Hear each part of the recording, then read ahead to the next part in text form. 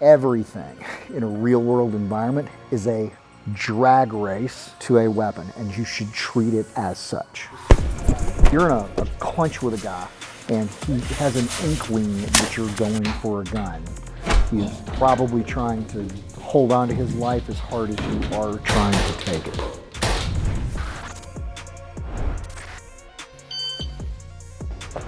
Push with your back, push off this leg. There you go, that's how you move. We've had 2 alumni shoot people from this position, so we do know it works. Brandon, what we're gonna do is we're gonna do a little test. At some point, Jeff's gonna do this, okay? He's gonna crash in on you and try and push you into that wall, and he's gonna keep trying to hit you. What I want you to do is try and get your pistol deployed within wingspan under direct assault. Brandon, you ready? Ready. Close your eyes.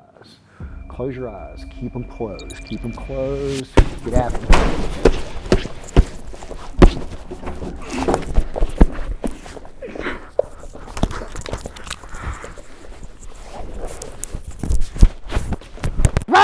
Right there. You rung your bell? Yeah. Okay. So if you didn't see a punch coming, that could literally be the circumstances that you're trying to drive. Did you feel disoriented? Oh, absolutely. And you wrestled too. Did you feel any of that coming back? When we were arm in arm, you know, when we were hugging, yeah, that's a little familiar. With firearm, I'm like, I don't know what I'm doing. Different, right? Yeah. I gave you permission to draw the gun. How'd the draw go?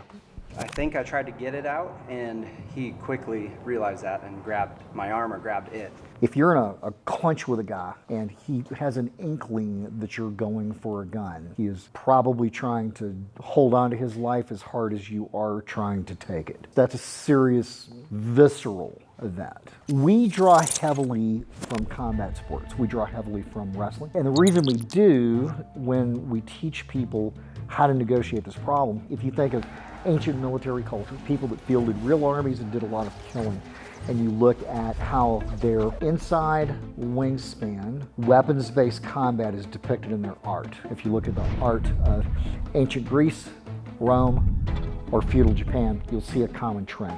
You'll see a guy grabbing someone trying to put a weapon into their body. You'll see a person attaching to a weapons-bearing limb, trying to steer a weapon out of their body, trying to knock a guy on the ground. So maybe a guy on a horse can come along and put something sharp in his face. What you see are expressions and derivations of wrestling. So if that's worked for 6,000 plus years of humanity, we see no reason to deviate from the model. However, as you just experienced, when we add weapons, we can't just wrestle for the sake of wrestling. We have to use wrestling to facilitate appropriate self-defense, weapons-related instincts, like getting a pistol out, possibly defending a pistol, keeping yourself upright so maybe a second guy can't come along and stomp you in the head while you're fighting over your gun because you've lost your mobility. Does that make sense? Yep. Okay. I'm going to run you through a really quick progression with Jeff because Jeff's had the training and you've wrestled. The first thing we're going to do is we're going to start building your posture, and I think you need a little bit of work on that. We do this with a drill we call the mountain goat drill. If I were doing this drill with Jeff, what Jeff and I are going to do is we're going to sandwich this glove between our foreheads, okay? As we do this drill, so this is the starting position, Jeff and I are not going to use our hands. What we're trying to accomplish is Jeff's trying to drive me backwards, I'm trying to drive him backwards, and we're trying to keep from yielding space to the other person. Now, some things are going to come out regarding your hips. Number one, if Jeff were to push through me and I were to turn and blade my hips, there's no way under this kind of pressure that I can sustain or exert forward drive, so I'm going to lose the drill. So what this means is my hips always have to be squared with my belt buckle facing him. If Jeff were to push forward and he were to drive me back on my heels, there's no way with my butt tucked up underneath me now that I can sustain or exert any kind of forward drive, so I'm going to lose the drill. So what this means is my hips, the base of my pelvic girdle should be rolled back, which puts an arch in my back and sets my weight forward. Finally, if Jeff squats and gets a lower center of gravity, he tends to be more stable. I tend to be less so. So the mountain goat drill is going to teach you 3 things about your pelvic alignment under immediate, palpable pressure. Okay. Number 1, it's going to teach you about the swivel of your hips, and your hips need to be squared, not bladed. Number 2, it's going to teach you about the tilt of your pelvic girdle. Your pelvic girdle should be tilted back, which puts your weight forward. And finally, it's going to teach you about the height of your pelvic girdle, which you change by squatting and not bending or hinging at the waist, okay? Swivel, tilt, height. So we're going to do that under high pressure. You're trying to drive him backwards, he's trying to drive you backwards. Ready, go! Push, push and drive. Push, push. Keep your back straight, squat, don't bend. Squat, don't bend. Good. All right, boys, break. Good job. Nicely done. Okay, you wrestled. You've got good posture. Okay, your back is mostly straight. It was just a little reminder for you to feel that connection that goes from the crown of your head through your C-spine, down through your T and L into your sacrum right there. And the goal is to keep that aligned from your tailbone to the crown of your head. Here's the next thing we're going to look at. In the drill, if you turn and blade away, what this means is I can't sustain or exert any kind of forward drive, but the other side of that coin is this is probably a fairly dominant position for Jeff to be in, which is on my flank. So that's what we're going to learn how to do now, is flank someone or cut the corner. Now the way we're going to do this drill is without resistance. Jeff and I are going to do forehead, forehead. We're going to work with each other, not against each other. Jeff's going to give me a little push rather than just fight this by improving my posture. I'm going to stay in posture, but get to a dominant or more advantageous position by flanking him. What I will do, and Jeff's going to let me do this, is I will step to the side, maintain slight sliding contact with my head as I turn my torso to face him and be approximately at 90 degrees. As I do this, my head is looking forward. This is the position I want to occupy. He has let me do that. I'm going to push him for a step or two so I can feel how this position is advantageous to me. When I've got a step or two or three, I'm going to give Jeff a tap, and that's going to be his signal to take his turn to flank me. Boom, just like so. Jeff will push me for a step or two.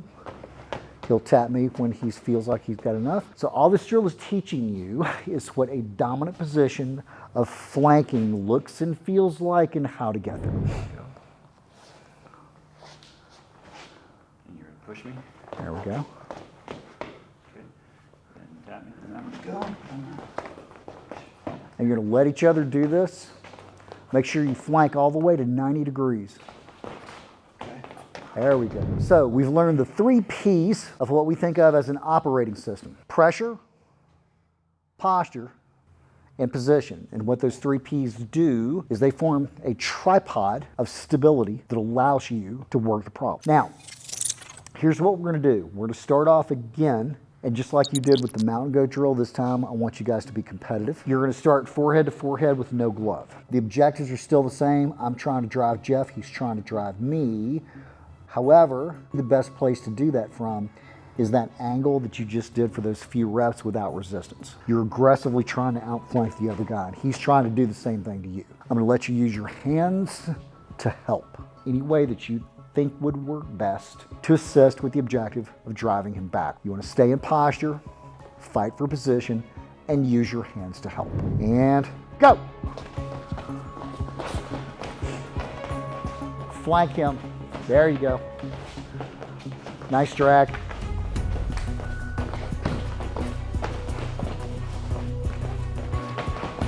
Get your head position right. Good job. Right! Right there. Good job, boys. Nicely done. Good. Good. The instructions I gave you were stay in posture, fight for position, use your hands to help. Yep. I didn't give you any instruction on your hands. We are to define your hands as attachments when you use them to do just that. When you use them to grab people, we call this. Those are all attachments. And we have 4 that we utilize when we're teaching people how to wrestle to a gun. Anytime my arm is between Jeff's arm and Jeff's body, where I thread under the armpit and attach at the shoulder, we call this an underhook, which you should know from wrestling. Underhook with my right, underhook with my left. just like so. Anytime Jeff holds an underhook on me and I counter that by pinching that against my ribs and monitoring around the tricep, the elbow, or possibly encircling into a variation called a whizzer, we call this an overhook position because my arm is over Jeff. So I have an overhook with my right. I have an overhook with my left, okay? So 2 hooks. Anytime I make an attachment to Jeff's arm where I wedge the web of my hand into his bicep in an effort to drive that limb away from me, we're gonna call this attachment a bicep tie, T-I-E. And then finally, anytime I attach to Jeff's arm at the wrist in an effort to pull, push, lift, hold, do whatever, we're gonna call this a wrist tie. 2 ties. 2 hooks, 2 ties. Underhook, overhook, bicep tie, wrist tie.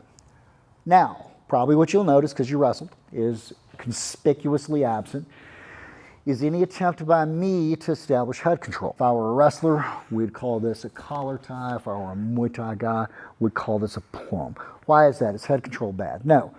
But what we're trying to do is functionalize wrestling in the weapons-based environment. And what that reality informs me of is this. Any limb that is not under control is a limb that Jeff should assume is accessing something around my waist or possibly accessing something around his waist. And that's a major distinction, okay, we have to make when looking at wrestling now against weapons. Everything in a real world environment is a drag race to a weapon, and you should treat it as such. Always control his hands. That doesn't necessarily mean always grab him, but his hands always have to be under control. The other thing I always want to be is on the inside of Jeff's arms. I never want him on the inside of mine, okay? Several reasons for that. If Jeff transitions to a body lock and goes around my waist, breaks my posture, oh no, he tosses me like a lawn dart. That sucks. If we look at that inside position from the standpoint of weapons access, if he were to go for something around my waist, he's going to get there first. If I were to go for something around my waist, he can block it pretty easy and chase my hand. Or if Jeff were to try and go for something around his waist, okay, he can get there pretty easily, all for which because his arms are closer to his and my waist both because he's on the inside, okay? How do we protect the inside? We pummel underhooks, right? So that's what we're gonna do. You know how to do this, so I'm gonna cover it with you briefly. You're gonna start off in an over-under position. What I want you to do that may be a little bit different is your overhook, you're gonna take your palm to your chest, just like so, and connect it. You're gonna squat to drive that down, drive it through, thread in, boop, and now you're on the other side. Palm to your chest, squat, just like so. Palm to your chest, squat, boop, just like so, okay? Very simple. So it's a review, a quick review of pummeling. No resistance, let each other do this. All we're trying to do is build a particular motor pathway from the outside to the inside without any resistance right now. Boom. Little less tension in your bodies. Work with each other on this, not against each other. Let's look at the bicep tie. The way I like to do a bicep tie, I like to wedge the web of my hand and drive that right into there. What I'm trying to do with this is drive the limb away from me. So for example, if we're in a clinch and this just came out and stabbed me, okay, oh no, and he were to try and do it again, it's a bicep tie that keeps that from happening a second time. We tend to use a bicep tie as immediate action for a free swinging blade in a clinch. With a clinch range knife problem, it's not about do well, it's about suck less. Getting stabbed once sucks less than getting stabbed 11 more times, okay? So it's really about mitigating the damage. Bicep ties are important. The way we drill these is we're gonna do a single-sided exchange. So what's gonna happen is Jeff's gonna take me in a bicep tie, okay? What I'm gonna do is I'm going to connect and anchor my elbow inside my pelvic girdle, okay? It's real important that it be connected and anchored. Anchored means there is material, meaning my hip, behind my elbow, okay? The reason we want to do this is because it gets my arm back inside, and also this is what allows me to use my entire body to break Jeff's bicep tie. Nice, not bad at all.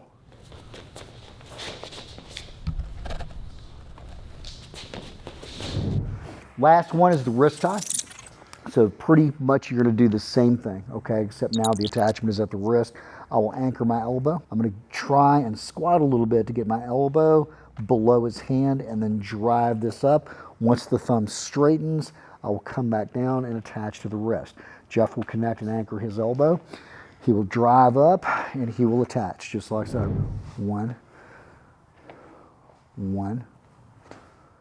two. Let's do the other side. One, two. Okay, so we've reviewed 4 attachments, actually 3. The underhook, the bicep, and the wrist tie. You kind of figured out the overhook position just within pummeling. Understanding that clinch constants in a weapons-based environment are, you must be in posture, you must have position, you have to control his hands, and you have to be on the inside of his arm. Those 4 things must always happen simultaneously, and we think of those 4 factors coalescing together as stabilizing the clinch. So if you hear me say stabilize the clinch, that's what I mean.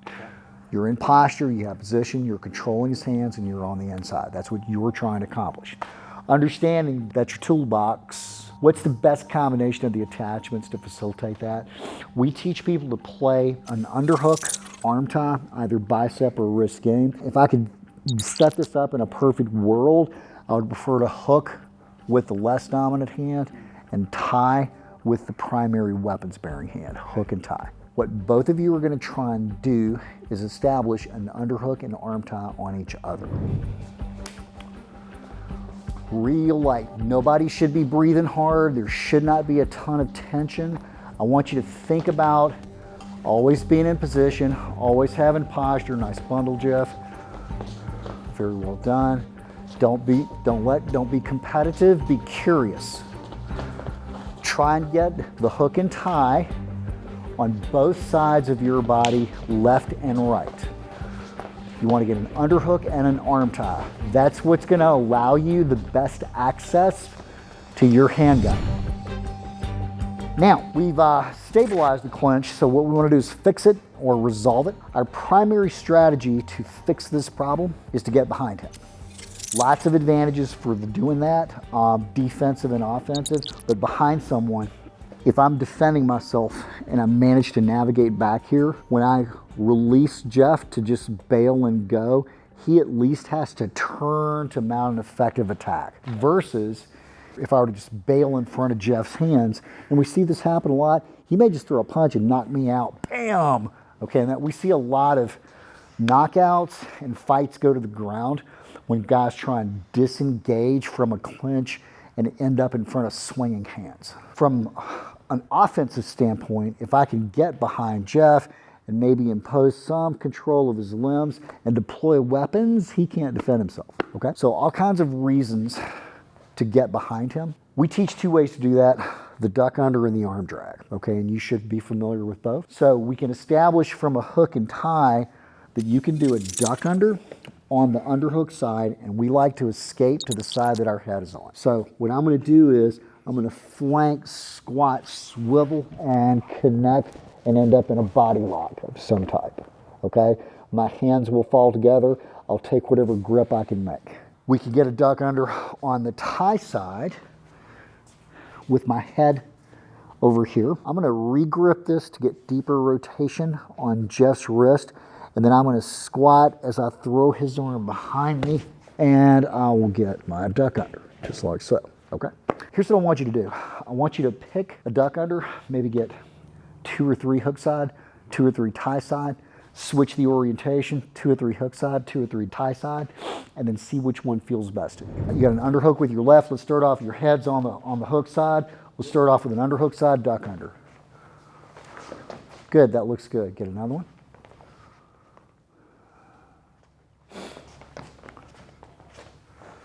That's a pretty good duck under. I like that. Nice, okay, let's put your head on the tie side. Good. Nice, very good. And 1, 2. Our second pathway to the back is going to be an arm drag. And if you already have an arm drag, that's fine. The way we like to do ours is we're not going to move our head. So what I'm going to do is I'm going to go from my wrist above your elbow, release the wrist, go around your hip, but leave my head right here. From here, what I'm going to do is lift your arm like I'm pulling the throttle in an old school lawnmower. Okay, I'm going to lift this up, swim behind as I switch my head from in front of you to behind you and establish my grips. And I'm actually breaking connection with you so I don't knock my mic off, okay. But I would be much harder. Keeping that connection. Uh-huh. Okay. So let's try some arm drags. Nice, that works for me. Just keep doing that in the time that we have. Good.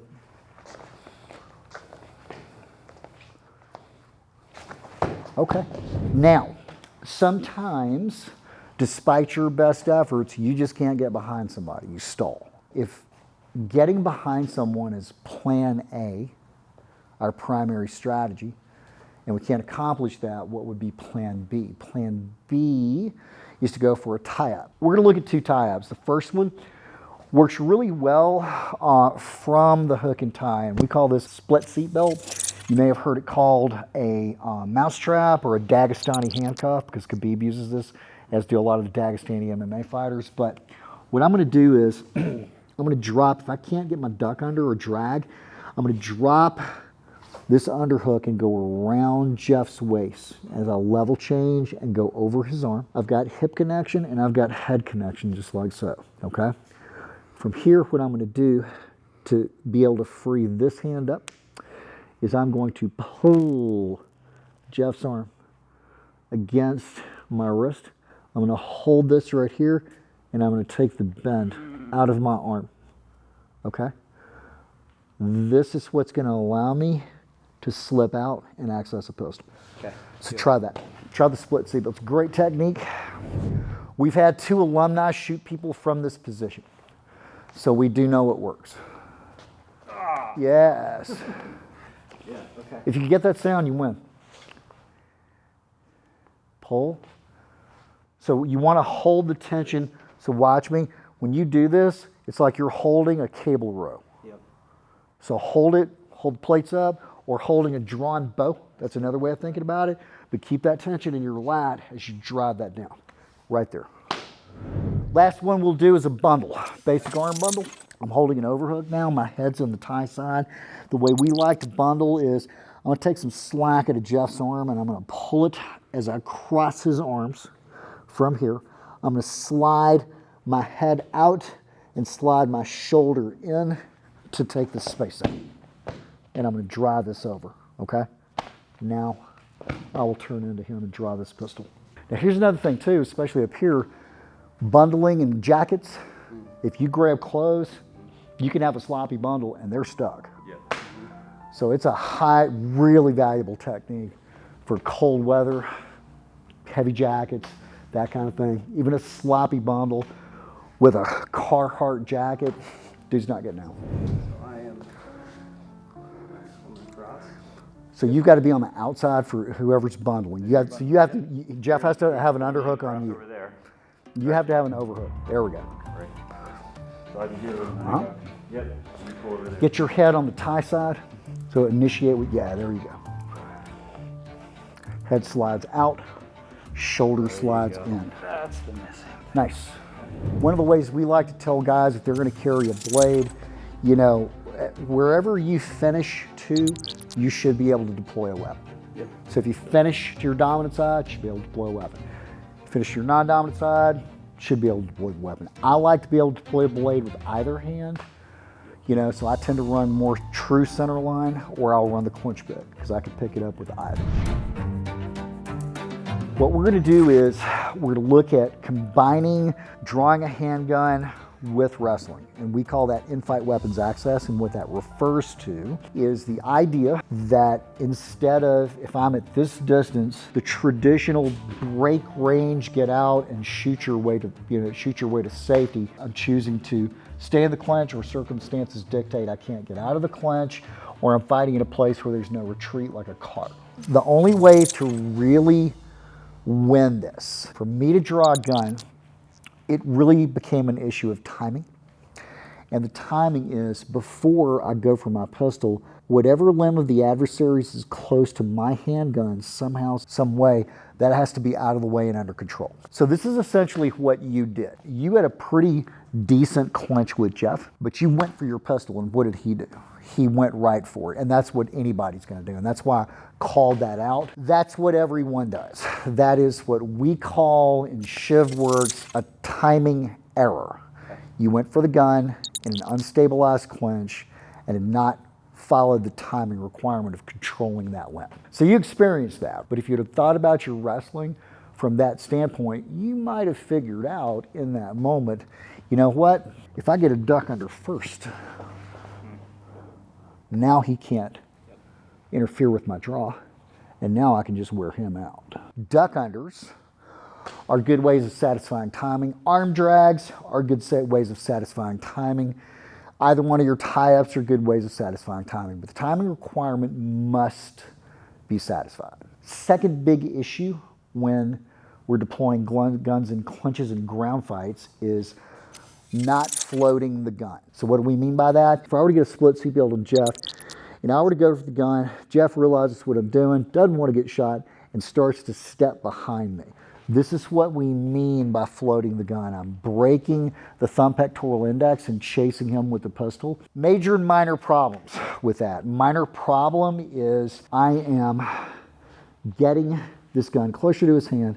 He's more likely to grab it. Now he's on it. Now, yeah, I can certainly get that gun back, but why give it to him? Here's the biggest problem with floating the gun. When we do stuff like this, or God forbid, shoot around our under our armpit or over our head, maybe if our back is taken, we see people doing that quite a bit. When they're in a position of disadvantage while holding a handgun, you're shooting from a position that is neither on your sighting system, dot or irons, or referenced through repeatable indices as we teach in the thumb pectoral. And more often what we see is people miss more than they actually hit. You wouldn't think you can miss at contact distance. If you go to the ShivWorks official IG, we've got a real world scenario pinned in of a person that shoots around their armpit like that and hits a pregnant woman and the baby and kills a pregnant woman and the baby.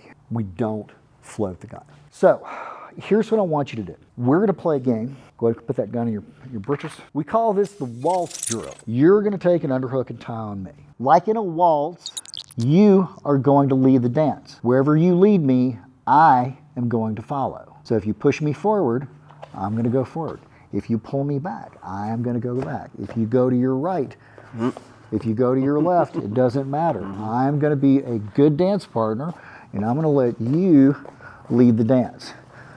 So the object of the game here is to just figure out one of those escape options or tie-up options while you're moving. Can you get a duck under? Can you get an arm drag? Just feel your way through it. No, I'm gonna let it go. Okay, that's fine. Yep. You've gotten the flank. Yep. Now where's the gun? On your right side? It's on my right side right So here. what does that mean? Which hand is closest to the gun? My hand right here, my right and your Which right. of my, okay, so Yep. you've got to get my right hand under control. And that means you need to get my right hand to your left. There you go. Now you can access that pistol. Okay. Go ahead, do it. Get it out. Bangity, bangity. Okay, now I want you to exit and get into two-handed shooting. Go. And finish on your sights. Good job. That would be a rep. I'm not going to give you any resistance. Okay. I want you to figure that out. That's how you're going to feed him. I'm going to give you some appropriate music to dance to.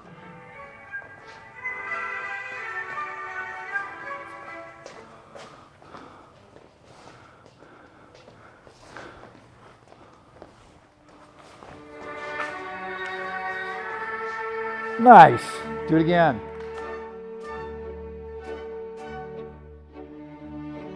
Follow the music. That's the pace I want you at.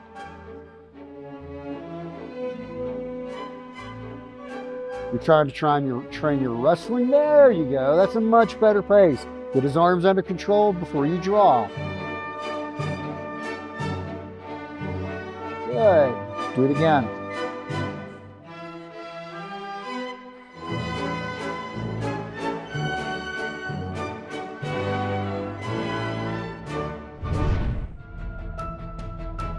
So I just condensed 10 hours of training into, what are we at, hour and 10 minutes maybe? Well, let's do this.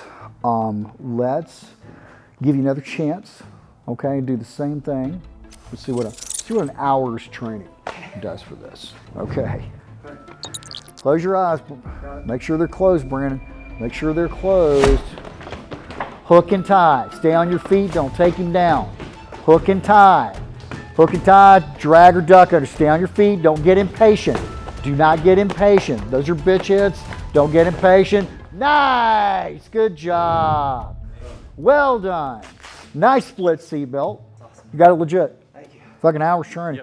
Yep. Nicely done.